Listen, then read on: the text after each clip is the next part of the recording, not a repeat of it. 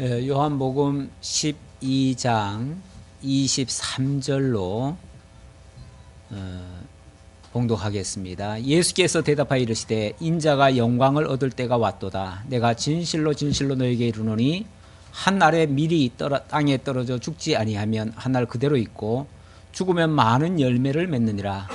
자기의 생명을 사랑하는 자는 잃어버릴 것이요 이 세상에서 자기의 생명을 미워하는 자는 영생하도록 보전하리라. 아멘. 우선 25절까지 봉독해 드렸습니다. 우리 주일 학생들은 또 안에서 예배드리죠. 오늘은 부활절이죠. 당연히 부활절이죠. 부활절인데 오늘이 또 우리 기독교 절기 말고 또 아주 중요한 날이기도 하죠. 사실은 오늘이 세월호 3주기 되는 해입니다. 뭐 그걸 날짜를 기억하자는 건 아닌데 참 세월호 3주기가 됐는데 참 묘한 느낌이 있어요. 저는 3년 전에 4월 16일 날 그날은 고난주간의 금요일이었어요. 그런데 그날 세월호가 빠져 들어가는 모습을 우리가 생생히 봤고 그것 때문에 정말 온 국민이 사실은 가슴 졸이고 마음 아파하고 고통스러웠죠. 주님의 고난의 날에 전 국민이 고난을 겪었어요. 그리고 지난 3년 동안 사실 그 아픔, 그 고통은 물론 우리는 뭐 또 다른 일들도 많기 때문에 다 잊어먹고 살기도 했지만은 거기에 관련된 사람들은 정말 그 고통을 잊을 수가 없었어요. 지난 3년 동안 거의 뭐 그것 때문에 어떤 사람들은 많은 사람들은 사실은 직장도 포기하고 현장에 달려가서 거기서 그냥 사는 사람도 있고 어떤 사람은 거기는 안 가더라도 강화문에 가서 그렇게 그냥 3년 동안을 그렇게 버틴 사람도 있고 또 그동안에 너무 고통스러워서 견딜 수가 없어서 한 10여 명 정도가 자살을 했습니다. 그 가족들이. 그리고 그 나머지 가족들도요, 거의 뭐 사회생활을 다 포기할 정도로 그렇게 정말 스트레스와 그 어떤 그런 질병 때문에 너무나 많은 고통을 느꼈어요.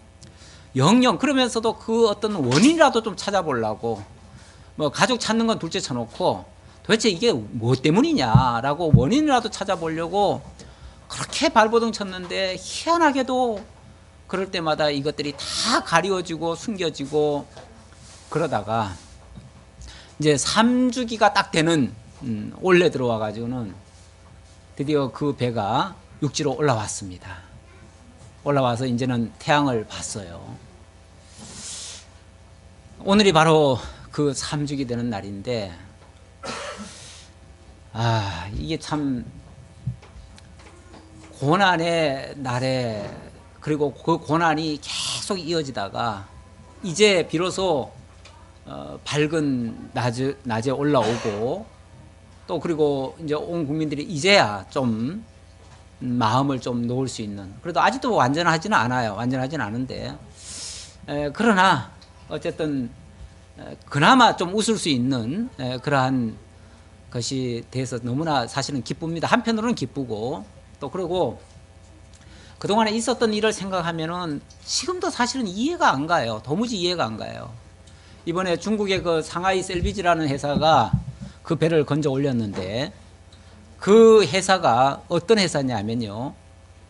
사실 중국에 1년 후에 우리 세월호 사건 나고 1년 후에 중국의 양쯔강에서 우리하고 비슷한 배가 하나 가라앉았습니다. 가라앉았는데 그 셀비지 회사가 달려가 가지고 이틀 만에 건져 올렸습니다. 사실 거기도 454명이 타 가지고 400 몇 명이 죽고 거기는 산 사람 몇 사람 안 돼요. 그렇게 다 죽었는데 그런 배를 갖다가 이틀 만에 건진 회사예요. 쉽게 말하면 실력 있는 회사예요. 그런데 물론 우리의 조건이 더 나쁘겠죠. 거기는 양쯔 강이고 여기는 이제 맹골 수도니까 훨씬 더 힘들겠죠. 그럴지라도 전문가들의 그 견해에 따르면은 아무리 늦어도 6개월이면 충분히 건질 수 있는 배라고 합니다. 뭐 어떤 방법을 쓰든지. 그런데 희한하게도 건지는 거를 결정하는데도 벌써 1년이 지나버렸고, 그 이후에도 건지는 방법을 가지고 별의별 이상한 방법을 다 동원해 가지고 이래서 힘들고 저래서 힘들고 힘들다는 소리만 계속 해대고 돈 많이 든다는 소리만 계속 해대고 결국은 안 건지다가 희한하게도 대통령이 탄핵이 딱 되니까 곧바로 올라와 버리는 거예요. 이걸 아무리 연관을 안 지으려고 해도 우연의 일치겠지라고 생각을 하려고 해도 그렇질 않아요. 그 과정에서 너무나 희한한 일들이 많이 벌어져 가지고 그 과정에서 보면은 그 해경이 사고 나자마자 해경이 달려가 가지고 제일 먼저 건진 사람이 누굽니까? 선장이에요. 선장을 건져 가지고 기껏 한다는 짓이 자기네들 해경 집에 데려가 가지고 숨겨놨어요. 숨겨놓고 거기에 구조하러 온 119는 그때 그 비행기가 한 대 떨어져 가지고 5명이 죽었어요. 그러면서까지 119가 달려왔는데 다 돌려보내고, 해군이 다 달려왔는데 해군 다 돌려보내고, 심지어는 그 배를 붙들으라고 삼성에서 그 엄청난 그 배를 갖다가 대줬는데 그거 다 돌려보내고, 그리고 풍선 하나 띄워놓고는 그걸로 유지할 수 있다고 하다가 이틀 만에 완전히 가라앉아 버렸지요. 사실은 붙들고만 있어도 건져낼 수 있었던 거를 그렇게 희한하게 그렇게 못 건지게 해가지고 결국은 그렇게 가라앉히게 만들었어요. 그래 놓고는 또 못 건지게 하려고 그렇게 발버둥 치다가 결국은 건졌는데, 최근에 알려진 얘기를 또 들어보니까 그 당시 해군 참모총장이 통영함이라고 그때 천안함이 배에 빠져가지고 그거 건져내는 우리나라 배가 제대로 된 게 없어가지고 그거 구조 전문 배를 하나 만들었습니다. 그게 바로 통영함입니다. 그 통영함이 만들어져가지고 그걸 이제 바로 쓰면 됩니다. 왜냐하면 진술 다 끝났기 때문에. 그래서 해군 참모총장이 그것을 명령을 내렸는데 3번이나 빠꾸가 됩니다. 그래서 나중에는 이 해군 참모총장이 내가 내 목숨 내놓고 책임질 테니 무조건 가라 했는데, 그 사람이 가는 게 아니라, 그 배가 간 게 아니라 그 사람이 옷을 벗어버렸어요. 옷을 벗고 그 사람은 강제 전역을 당하고, 해군 참모총장이면 우리나라 군대에서 넘버 3입니다. 3번째 되는 사람이 하루아침에 옷을 벗어버리고 감옥에 가가지고 방산비리 혐의로 감옥 가가지고 있다가 1, 2심 대법원서까지 무죄 판결 받고, 그게 억울한 누명이었다는 걸 알고 최근에야 국가로부터 보훈 훈장을 받았습니다. 그걸로 면피가 되긴 됐지요. 그러면 결국은 그동안 그 모든 것을 구조를 못하게 만들었다는 결론밖에 안 나와요.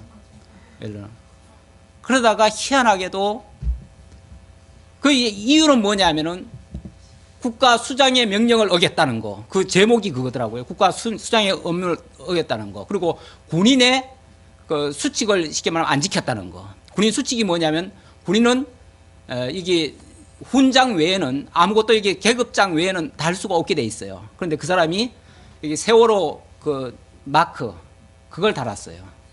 그걸 달았다고 그게 국군이 지켜야 될 그 법을 어겼다는 거예요.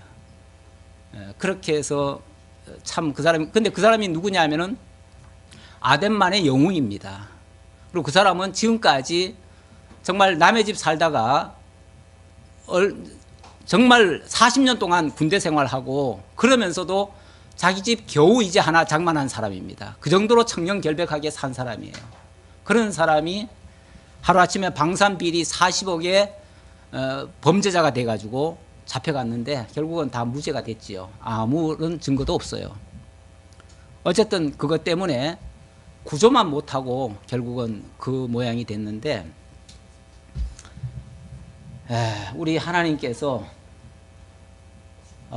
왜 이런 일이 발생했을까 저는 생각하면서 한 사람의 지도자가 바로 서지 못하면 수많은 국민들의 생명이 빼앗길 수 있다는 그런 얘기도 될 수가 있고, 또 반대로 한 사람의 올바른 지도자가 세워진다면 정말 많은 생명을 지킬 수도 있겠다라는 내용이 되고요. 그리고 지도자가 되는 사람 입장에서는 어떠한 경우에도 악마와 타협해서는 안 된다라는 것을 교훈으로 우리가 알 수 있을 것 같습니다. 오늘 본문의 말씀은 예수님이 자신을 가리켜서 뭐라고 그랬냐면 내가 이제 영광을 얻을 때가 됐다라고 하시면서 한 알의 밀이 땅에 떨어져 죽지 아니하면 한 알 그대로 있지만은 만약에 죽는다면 많은 열매를 거둘 수 있다. 다시 말하면 한 알의 밀알처럼 내가 죽어지면 많은 생명을 살릴 수 있고 내가 산다면 오히려 많은 생명을 죽일 수 있다, 이 얘기예요. 예수님이 우리의 구주로 오셨습니다. 그런데 그분이 만약에 내가 살겠다 하면 우리를 다 죽이는 결과가 될 것이고 당신이 죽겠다 하면은 우리를 다 살릴 수 있는 그런 위치에 있다는 거죠. 우리 세월호 그것도 보면서 그 한 사람, 거기에 제일 키를 가지고 있던 사람이 누굽니까? 선장이잖아요. 근데 선장이 왜 그걸 죽게 만들었냐 하면은 계속 방송을 향해서 가만히 있으라 해놓고 자기는 도망가 버렸잖아요. 그러니까 거기 아이들은 이제 와가지고 곧 건져주겠다라고 그것만 생각하고 있다가 그냥 죽어버린 거예요. 근데 어른들은 오히려 그런 말 안 믿었죠. 내가 살겠다고 해가지고 다 뛰쳐나왔어요. 뛰쳐나온 사람들은 다 살았는데 가만히 있으라는 소리 듣고 있는 사람들은 다 죽어버린 거예요. 그 해경이 순시선처럼 왔다 갔다 하면서 사람은 안 건지고 왔다 갔다 하다가 제일 먼저 건진 것이 선장이었는데 선장 건질 때 그 옆에서 학생들이 아래에서 막 손짓을 하고 그 의자를 가지고 막 유리창을 깨려고 두들깁니다. 근데 그거 보고 그냥 지나왔어요. 안 건졌어요. 안 건지고 그냥 지나왔어요. 그래서 결국은 죽게 만들었는데, 결국 선장이 자기가 살겠다고 남을 다 죽인 겁니다. 결론은 말하면 그렇게 되는 거예요. 뭐 그게 무슨 음모가 있는지, 무슨 의도가 있는지, 위에서 무슨 상부에 무슨 지시가 있었는지 그건 둘째 쳐놓고, 설령 그런 지시가 왔다 하더라도 선장 입장에서는 그런 말 들으면 안 되는 거예요. 악마와의 타협은 하면 안 되는 거예요. 지도자는 자기가 죽을지언정 자기가 죽어야지요. 만약에 그것이 부당한 지시라면 자기가 죽어야지요. 내가 죽음으로 책임지고 살려야지요. 딴 사람을 살려놓고, 원래 선장 수칙이라는 게 있습니다. 선장 수칙은 뭐냐면요, 모든 사람을 다 퇴선시킨 후에 맨 마지막에 점검하고 내릴 것, 이렇게 되어 있습니다. 선장 수칙에 보면 그렇습니다. 그러니까 선장은 어떠한 경우에도 먼저 내리면 안 되는 거예요. 선장은 마지막 최후에 남은 사람이 있는가 확인하고, 그리고 아무도 없으면 그때 퇴선을 해야 선장입니다. 가끔 교회에서도 목사가 어떤 날은 막 급하게 어디 갈 때가 있어가지고 먼저 가고 나면요, 나중에 와보면은 뭐 불이 덜 꺼진 데도 있고 뭐 몇 군데가 뭐가 빠진 데가 있어요. 어떨 때는 이것도 안 끄고 간 적이 있고 뭐 이래요. 그래서 목사는 항상 제일 늦게 나와야 된다. 그래서 일단은 다 끝난 다음에 한번 둘러보고, 화장실도 둘러보고 저 뒤에도 열쇠 잠겼는가 확인하고, 그리고 가도요, 어쩌다가 보면 저 안에 불 켜져 있을 때도 있어요. 그만큼 어쨌든 책임자라고 하는 지도자의 위치에 있는 사람은 모든 책임은 지라는 거예요. 맨 마지막까지. 그게 사실은 선장의 위치거든요. 근데 선장이 어쨌든 결과적으로는 뭐 누구의 지시가 있었든 어쨌든 방해가 있었든 어쨌든 그건 다 핑계고요. 어쨌든 선장은 끝까지 책임을 졌어야 됩니다. 그런데 뭐 또 알고 보니까 그 선장도 그날 처음 탄 사람이랬잖아요. 그날 처음 타고, 그 사람도 정규직도 아니고 그냥 쉽게 말하면 알바예요.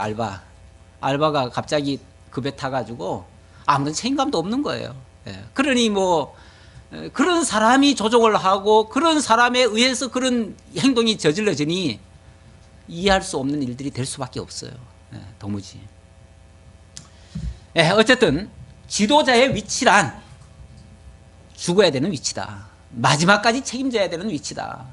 그걸 강조하고 싶어서 제가 이 말씀을 드리는 겁니다. 바로 예수님은 모든 하나님의 택한 백성들의 최고 지도자셔요. 근데 그분이 내가 죽음으로 너희들을 다 살릴 수 있다. 이 말씀을 하는 거예요. 내가 만약에 그대로 있으면, 하나를 그대로 있으면 다 죽을 것이고, 내가 만약에 죽는다면 너희들을 다 살릴 수 있다. 자, 이 말씀을 하고 있는 거예요. 그러면서 한 알의 밀이 땅에 떨어져 죽지 아니하면 한 알 그대로 있고 죽으면 많은 열매를 맺느니라. 자기의 생명을 사랑하는 자는 잃어버릴 것이요 자기의 생명을 미워하는 자는 영생하도록 보존하리라. 그러니까 자기 살겠다고 발버둥 치면 결국은 영원한 죽음으로 끝장날 것이고, 내 생명을 미워한다는 말은 내 생명을 미워하는 게 아니죠. 남을 위해서 내가 죽어진다면 그 말이겠죠. 그걸 죽어진다면 오히려 수많은 사람들을 영생하도록 보존할 수 있을 것이다 라고 말했습니다. 그러면서 26절에 사람이 나를 섬기려면 나를 따르라. 나 있는 곳에 나를 섬기는 자도 거기 있으리니 사람이 나를 섬기면 내 아버지께서 그를 귀히 여기시리라. 사람이 나를 섬긴다면, 정말 하나님을 믿는다면, 정말 그리스도를 나의 주로 섬긴다면, 그렇다면 내 길을 따라와라. 우리 믿는 사람들은요, 어떠한 경우에도 악의 편에 서면 안 됩니다. 어떠한 경우에도 불의와 타협해서는 안 됩니다. 설령 손해가 보고 내가 죽어지더라도 불의를 편에 서서는 행동하면 안 됩니다. 내 손에, 내 목에 곧 칼이 들어와도, 그래서 사실은 그래서 순교라는 게 있는 거예요. 세상 흘러가는 대로 가면 무슨 순교가 있겠으며, 세상이 원하는 대로 가면 무슨 희생이 있겠어요. 그냥 좋기만 하죠. 대접만 받겠죠. 설령 대접 못 받더라도, 죽는 난이 있어도 주님 가신 길을 가야 된다. 그게 지도자의 사명이다. 나를 섬기려면 나를 따르라 그랬습니다. 그 다음 31절에 보면 이제 이 세상에 대한 심판이 이르렀으니 이 세상의 임금이 쫓겨나리라. 내가 땅에서 들리면 모든 사람을 내게로 이끌겠노라. 이 세상에 대한 심판. 원래 세상은 악해요. 기본적으로. 세상을 우리가 참 정의로운 사회다. 세상이 공평한 사회다. 조금 이따 우리 공평하신 하나님 부를 건데. 세상은 공평하지 않아요. 세상은 사실은 악한 것이 기본입니다. 세상은 약육강식이에요. 힘 있는 자가 그냥 다 먹는 거예요. 그게 세상이에요. 거기에 우리가 정신 안 차리면 같이 휩쓸려 가요. 그런데 하나님께서 때가 되면 그러한 이 불의한 세상은 심판하시겠다는 거예요. 심판하게 되어지면 이 세상의 임금은 쫓겨나리라. 하나님의 심판이 이루어지면 그 악을 지배하고 악으로 다스리던 그러한 세력들은 하나님께서 다 제거하실 것이다. 그런 얘기죠. 물론 그 악의 원흉은 사단이죠. 사단의 권세가 우리를 유혹하고 거짓 것으로 우리를 미혹하고 어떻게 해서든지 악과에 타협을 하게 하고 그렇게 하죠. 하는데 우리가 당장의 이익 때문에 그들과 타협하다 보면 결국 우리도 같은 신세가 되어져요. 심판의 대상이 되어져 버려요. 그런데 우리가 만약에 바른 길을 가다가 그들에 의해서 핍박을 당한다면 그 핍박은 오히려 하나님께서 의로 갚아주실 거예요. 분명히 선한 결과로 맺혀지게 하실 거예요. 오히려 하나님의 그리스도의 그 영광에도 참여하게 하실 거예요. 그러니까 그거 믿고 우리는 가자는 거죠. 32절 내가 땅에서 들리면 모든 사람을 내게로 이끌겠노라. 주님께서 땅에서 들리면 그러면은 모든 사람을 이끌겠다. 주님께서 땅에 들린다는 말은 바로 십자가에 못 박혀서 땅에서부터 들린다 그 얘기예요. 예수님께서 십자가에 못 박히면 그건 사실은 고통이고 너무나 큰 우리 지도자가 그런 죽음의 위치에 서게 되는 거예요. 그런데 그를 따르던 그 모든 자들이 함께 영광에 참여하게 될 거다 그 말이죠. 뭐 같이 십자가 같이 지고 같이 죽자 그 얘기입니까? 그건 아니죠. 내가 대신 죽어줄 테니 내가 책임지고 너희들 다 살리겠다 그 얘기잖아요. 그러면서 예수님께서 우리를 온전한 영원한 삶으로 인도하실 것이다. 내가 죽음으로써 너희를 영원한 삶으로 인도하실 것이다 라는 말씀입니다.